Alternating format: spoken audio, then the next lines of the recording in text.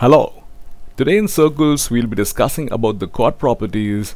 We'll be discussing what a circle is, what is a chord, and what can be the chord properties. In it we'll also be discussing a theorem which can just not be looked up in one way, but actually there is another way to look at it. Then we'll also be looking the proof of it. Further, we'll also be discussing an interesting sum which is linked with this. I'm sure you'll really like to know all of this and also apply this in other sums. So make sure from the beginning till the end of this lecture you are here and you are able to understand each and every part.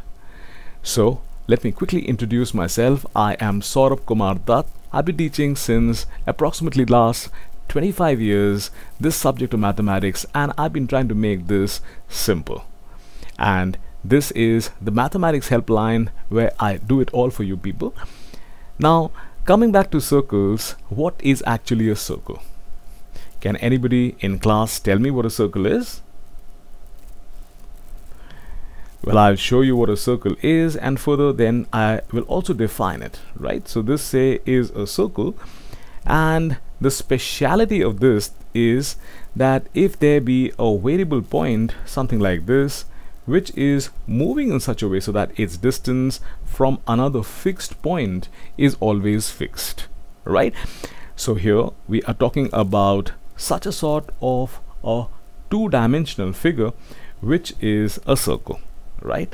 So here we have this to be this distance which always remains to be fixed. So I'll just quickly repeat this definition of a circle. If there be a variable point like this, this or this, which say be moving in such a way so that its distance from this fixed point, right, always remains to be fixed, such that this variable point is moving on a plane just like your tabletop, then we'll have a planar figure which is known as a circle.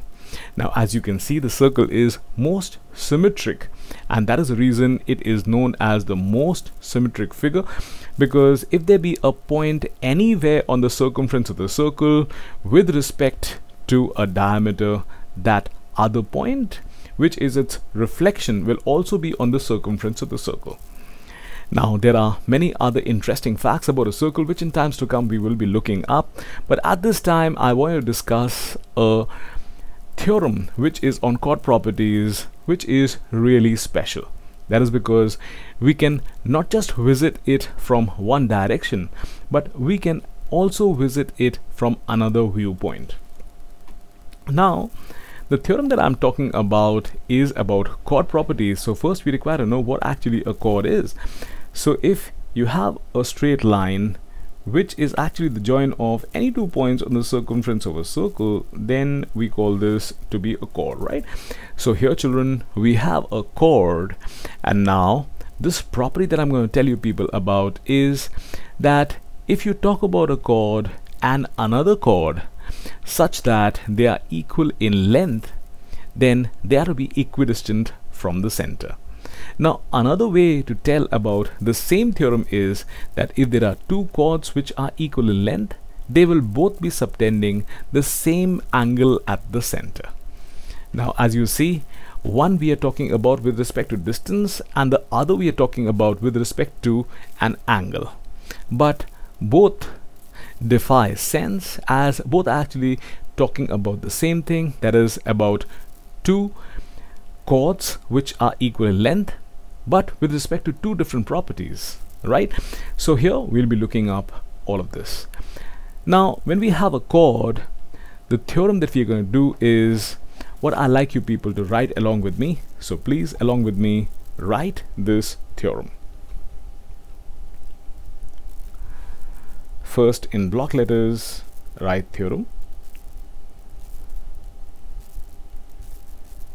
When you write with me, then what will happen is you will tend to understand much more, and then you will also be able to be reminded of this for a long duration of time. So as I'm telling you people, do write along with me. Okay, so when we talk about this theorem, we say equal chords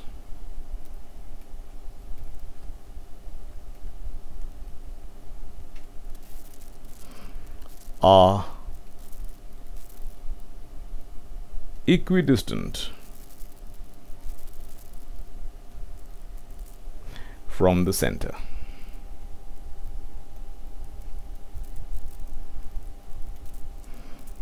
Now children, whenever you are given a theorem, you actually have to understand what is given to you and what is it that has to be proved, because sometimes that is pretty ambiguous. Like here you've been told equal chords are equidistant from the center. Now I'm sure you people must be wondering what is actually given. So here you have been given that if there are two chords which are equal, they are to be equidistant from the center, right? So we have to talk about another chord, and let us consider that another chord is, say, something like this. That is now another straight line which, say, joins again 2 points on the circumference of the circle, and let us say that this chord is equal to the other chord that we've earlier made, right? Now that we know the center of the circle, we have to show that they are equidistant from the center, right? As such, the perpendicular distance from the center of the circle is to be seen, and it is to be proved that they are going to be equal, right?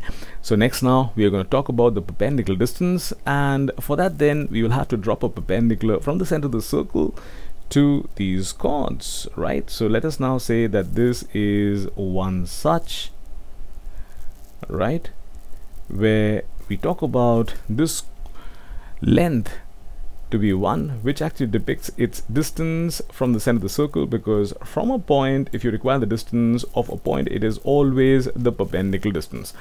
Now we'll be talking about the other distance, and for that matter, now here we have another straight line which is dropped from the center of the circle, and let's say it be like this. I'm just trying to make it a little different so that you don't find that this actually is a single straight line, right? So here children, we have another straight line which has been drawn to the center of the circle to actually depict the perpendicular distance of the chord, right, from the center of the circle. And in this case, as you've seen, we talk about if the first distance is A, then the other distance also has to be proved to be A, right? So this is something which has to be proved. Now what is given is actually that there are two chords which are equal in length, right? That means if you consider the first chord to be, say, some AB, and you consider the second chord to be, say, some CD, we have actually two chords which are equal. And by an earlier theorem, you already know this, that whenever there is a perpendicular which is dropped on a chord from the center of the circle, the chord is bisected. As such, this length will become equal to this length, and if this point, which is the midpoint, is capital M, then we know that AM will become equal to MB. In a similar way, if we consider this midpoint of the other chord CD to be capital N, then CN will become equal to ND, right? So this is what has been given to you, and what you're going to prove is this distance A is what is for both of these chords, right? Let us consider that the center of the circle is, say, some O. So we've got to show that OM is also equal to ON, and I'm showing that by means of a tick. Now remember children, in order to do sums on geometry, even if they are theorems, they are to be done like statements and reasons. So here too, first we'll understand, and after that we'll be doing the sum as statements and reasons, as is required for every sum on geometry which comes in your examination, right? Okay children, now to be able to prove this, the first thing that we do is we are now to join the center of the circle to any one of the endpoints of either of these two chords, right? So first what we do is we now join here the center of the circle with the endpoint of one of the chords, and that comes out to be this, right? And now I'll just make this to be passing through the center of the circle.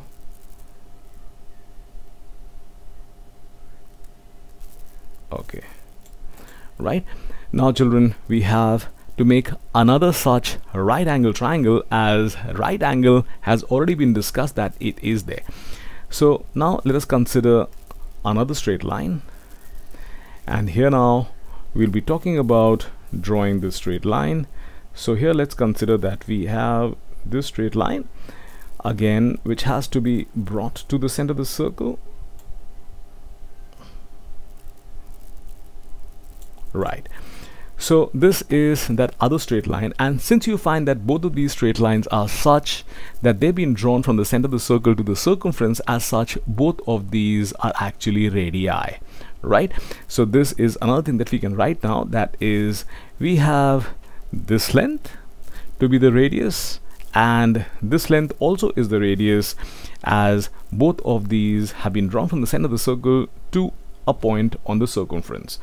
Now the two triangles that we've got to consider to be able to prove congruency and further show that OM is equal to ON are going to be these two triangles. One triangle is going to be this, right, which I'll mark with double tick, and the other triangle which is going to be taken over to prove congruency is going to be this other triangle which I marked with double tick, right? So one triangle is OMB and the other triangle is OCN, right? Now children, next what we do is we first write statements and reasons, and then we start off with one statement and then we'll write its reason and continue that process. Okay, so the first thing children, writing statements.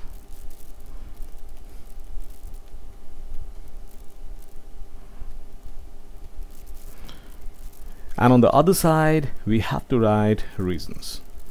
Remember children, if you are to do sums on geometry, they have to be done by this method as they are most acceptable. Now you find your theorems in your books, whichever book it is again given in this form only, that is statements and reasons, right?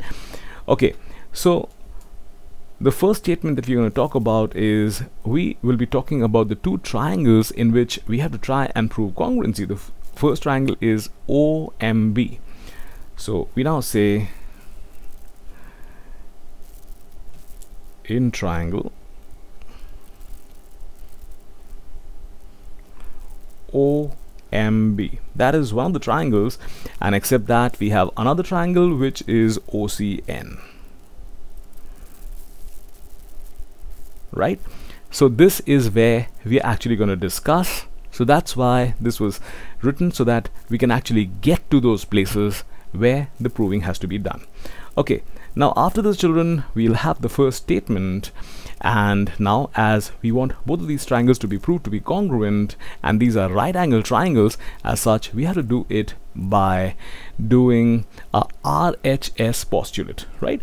So as such here now we'll be talking about the first statement, which can be written like this, that is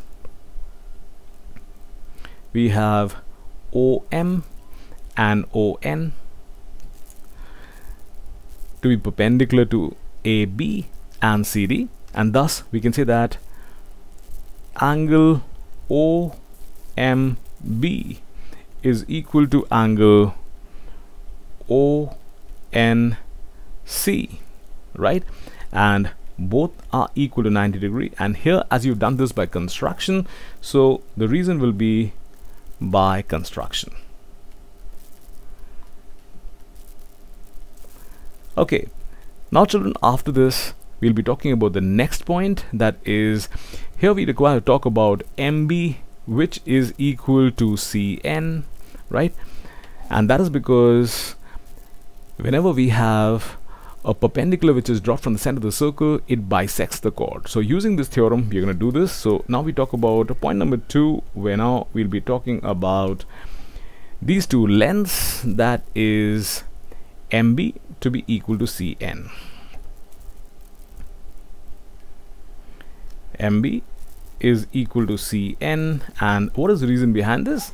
You will say that by theorem, and you also have to write what this theorem is, right? You can just leave it as it is. And what is the theorem? The theorem goes like this, that a chord is bisected at the point where the perpendicular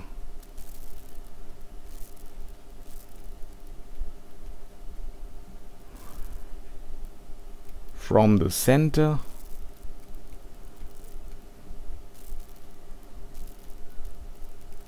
falls, right?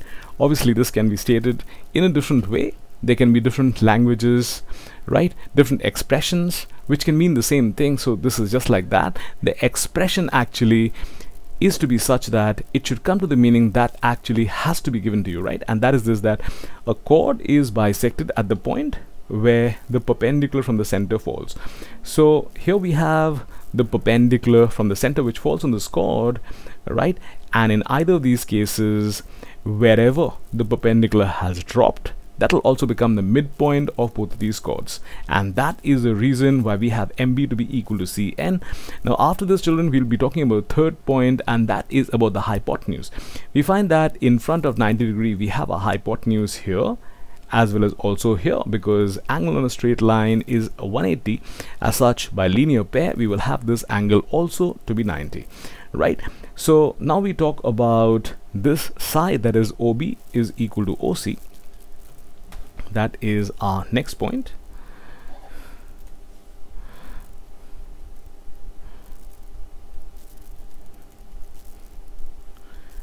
OB is equal to OC, and the reason for that is both radii,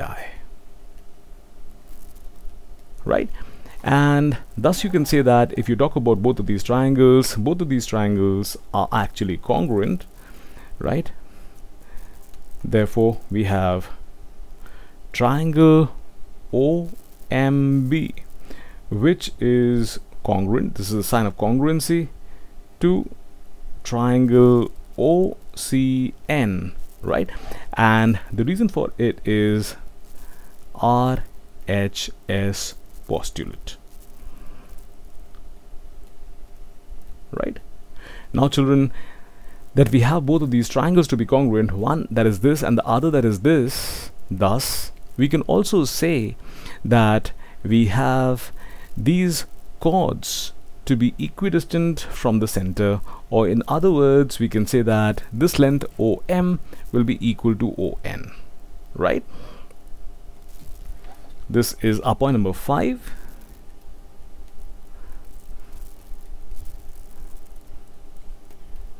Right? And here children, you will say congruent parts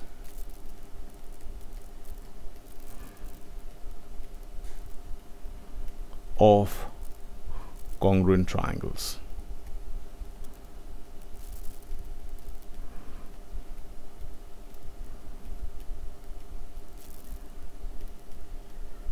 Right? So now we've been able to prove that if there are two chords which are equal, they will also be equidistant from the center. So this is one theorem, and the converse of this when said will become another theorem. That is, if there be two chords which are equidistant from the center, they will be equal in length. And they can also be proved in a similar way, where we can take two right angle triangles, prove those right angle triangles to be congruent, right?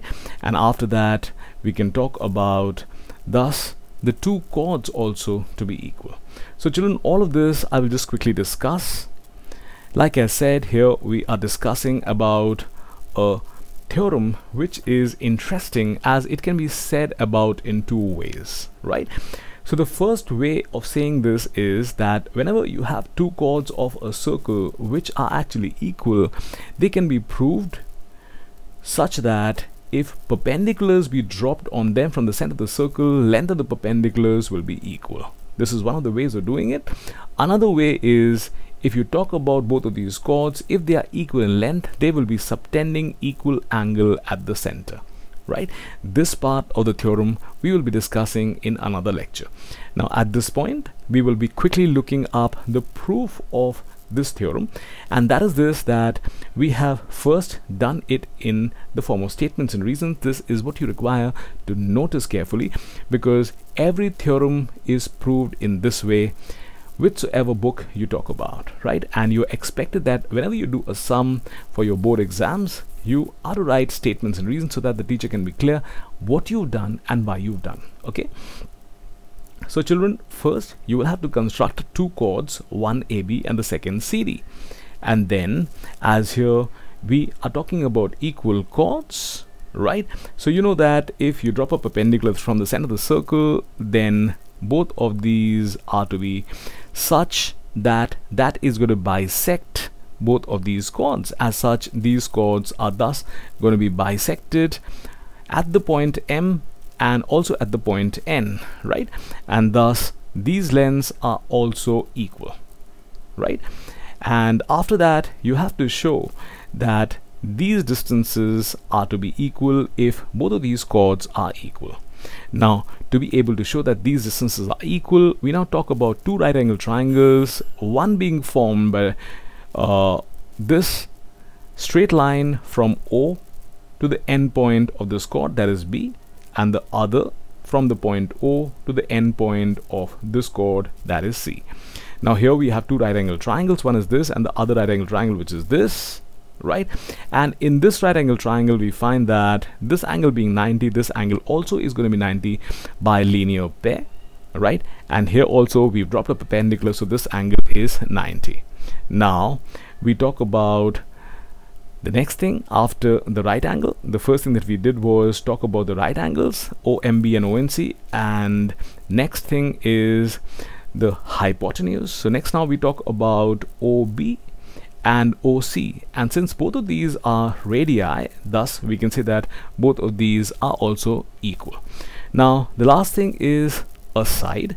So here now we talk about the side, which is MB and CN, right? MB is this length and CN is this length. Since there's a perpendicular which has been drawn from the center of the circle to equal chords, right? So obviously the chords will be bisected. As such, half the length of the chords are also going to be equal, right? So here we have also the theorem which is written: a chord is bisected at the point where the perpendicular falls from the center of the circle. Okay, now after we have RHS done, that is right angle, hypotenuse and side, all three prove to be equal in both the triangles. Thus we can say that both of these triangles OMB and OCN are actually congruent, right? And that is depicted by the sign equal to sign, on which you write the sign of similarity, that is S, which is probably going to sleep, right? And here now next, after we have both of these triangles to be congruent, our conclusion is this, that from this we can also say that OM will be equal to ON, and that is because we have congruent parts of congruent triangles. Because whenever we talk about two triangles which are congruent, actually both triangles are such that one can sit completely on the other without any overlapping sides. Okay, I hope all of you people have been able to understand all of this, and when you have a sum which is of this type, you'll be able to solve that with ease. Moreover, I am to give you another lecture which is going to be based on this theorem of chord properties, and it'll be a sum. So I'll give you a little time for trial. After that we'll be discussing the sum. So make sure that you prepared this well, write this in your copies, and this can come in your examination in the garb of a sum, right? Sometimes that is done, that it is actually a theorem and the proof of the theorem is actually asked to you, and the data is given as such that it is a sum, but it is actually the proof of a theorem which is being asked. So children, do prepare all of this, right? And after this now we'll be discussing the sum, right? So for that, do look out for a link which is there in the description, and when you click on it you will get a sum where you will get one sum which is a special one, and it will be linked with this theorem that we've done. Bye.